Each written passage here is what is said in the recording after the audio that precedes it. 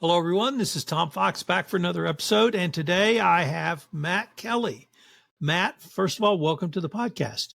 Thank you, Tom. Glad to be here. Matt, for those who may not know you, could you tell us your role in the ethics and compliance community? Sure. I suppose the best way to describe it is I am a longtime journalist and analyst of the GRC world. I publish a newsletter called Radical Compliance, comes out every Friday, and it's at radicalcompliance.com. And I mostly write about current events, breaking news that is happening in the GRC world, and not only just what is happening, but what does it mean for the GRC professional? Because a lot of compliance news, when it breaks, it sounds big and exciting, but then you say, okay, that's an interesting thing that happened over there, but what would that actually mean for me, a GRC professional, and my program? I try and unpack some of that. I've been running Radical Compliance for nearly 10 years now. And then prior to that, I was also the head of Compliance Week magazine for 10 years. And prior to that, I wrote for Compliance Week magazine for 2 years. So in one form or another, I have been writing about these issues for nearly 25 years now, 22 years in total.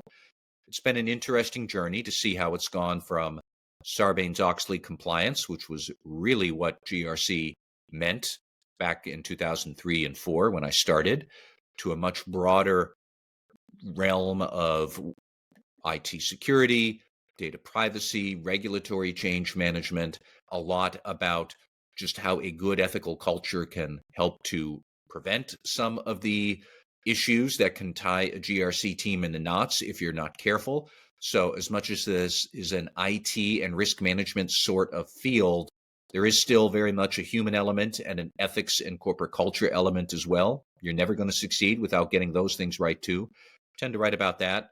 There's a lot that goes on in this field, and I always like to say I love these issues.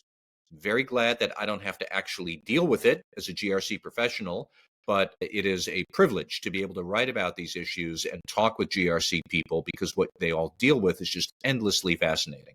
So I am in it for the long haul, and I think this is a great field worthy of attention. Could you give us a teaser of your presentation or of your panel if you're leading a panel?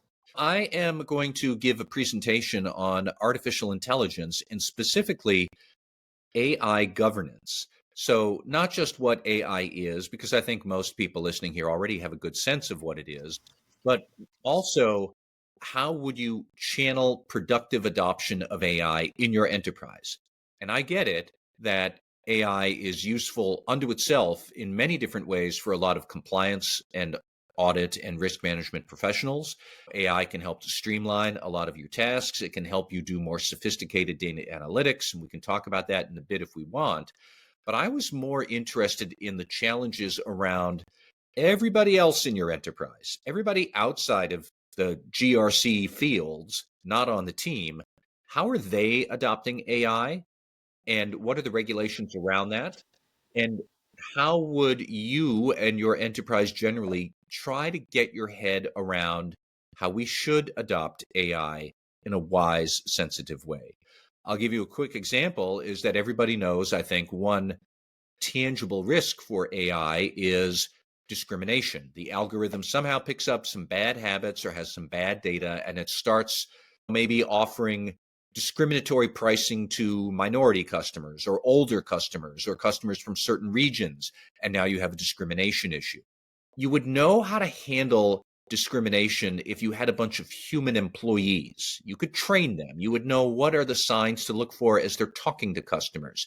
You could study the results of what are the prices they're actually quoting customers and be able to intercept discriminatory behavior that way, whether that's deliberate discrimination or inadvertent discrimination. With humans, okay, we get it. It's not necessarily easy to manage that risk, but we have a good sense of how that might actually be approached, how that could be controlled. How would you address that with an AI that is taking in reams and reams of data and coming up with this algorithmic pricing and has somehow picked up the bad habit of offering higher prices to certain classes of customers? How would you actually figure out that's what it's doing? How would you assess the data going into the AI first. Where's that data coming from? Who decided to get that data instead of some other pile of data? How much is it coming from a third party? And we didn't really pay attention to what that third party was doing. How much is it internally generated? How are we certain that data is valid? And then you would have to think about, how would we look at the output?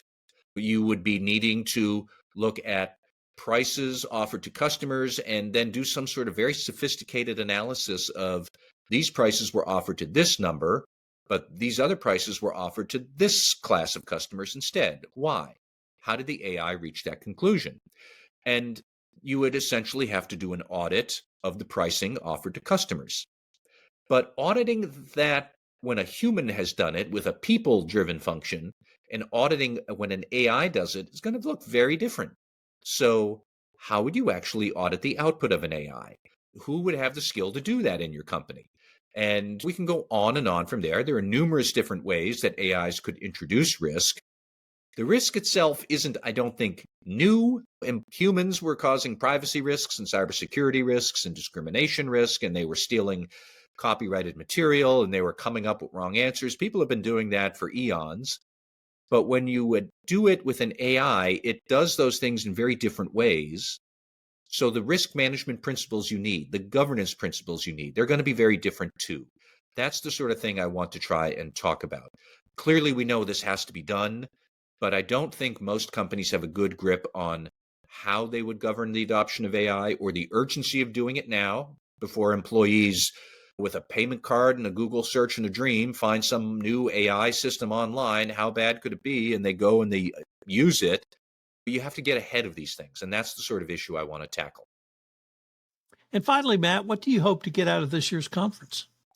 I hope to get a good conversation in my own session, for example, of people who are trying to figure out how a governance of AI would work. I would love it if my session in particular was interactive. I always like hearing from GRC people about what they have found works, what they have found does not work, maybe whether they've learned that the hard way or they've just thought it through, but a lot of sharing of good ideas. There are still many other GRC risks out there that I'm not particularly talking about, but I have on my radar screen, and I'd love to hear what other people might be thinking about, say, for third-party risk management or vendor risk management. It is getting easier and easier for organizations to rely on more and more third parties to do more and more things. However, that means your governance of those third parties becomes more and more important, and it has to work very seamlessly and in an automated way. I am not really talking about that much myself. However, I know that's going to be on the agenda. I'd love to hear that. I know that there's going to be some interesting vendors who are there talking about how they are trying to address these problems. I like seeing the new solutions that are out there. And mostly, I just like talking to compliance people to hear what is on their minds, what is driving them crazy at work, how are they trying to solve those issues, and just meet new people who are also enthusiastic about what's going on. So I really look forward to it. Matt, I'm looking forward to catching up with you in New York in July. Thank you, Tom. Compliance Podcast Network. Start your mornings with daily compliance news, quick, sharp updates on the top compliance and ethics stories in under 5 minutes every morning in Compliance Podcast Network. Because compliance never sleeps. Need practical advice fast? Check out Compliance Tip of the Day. One actionable idea to level up your program. Short and sweet. Every day on Compliance Podcast Network. Got 10 minutes? We've got the week's top 10 stories. 10 for 10 brings you the big compliance headlines. Fast, fun, and focused. Every Saturday on Compliance Podcast Network. And don't miss the Sunday Book Review, where compliance meets culture through must-read books and big ideas every Sunday in Compliance Podcast Network. Whether you're in the office, on a walk, or commuting, stay smart, stay ethical, stay tuned. Only on the Compliance Podcast Network. Available wherever you listen to podcasts.